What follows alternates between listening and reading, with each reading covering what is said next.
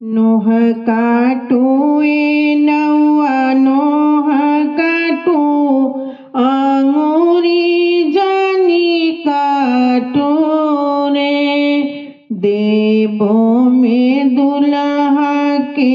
अमा तोरा पिठी लागी सुतिहान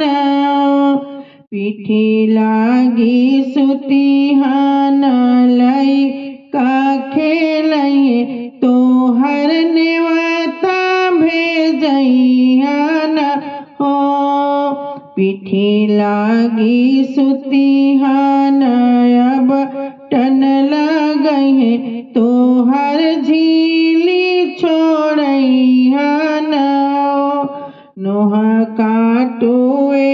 नौआ नोह काटू आंगुरी जानी काटू रे देहब दुल्हिन के चाची तोहरा पिठी लागी सुतिहान हो पिठी लागी सुतिहान घुघुआ के लइए तोहर नेवता भेजइहान हो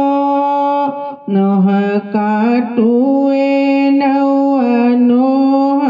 काटू आंगुरी जानी काटू रे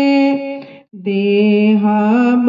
दुल्हा के मामी तोहरा पिठी लागी सुतिहान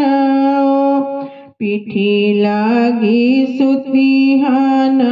अब टन लइए तोहर लइका खेलइहान हो नोह काटुए नौ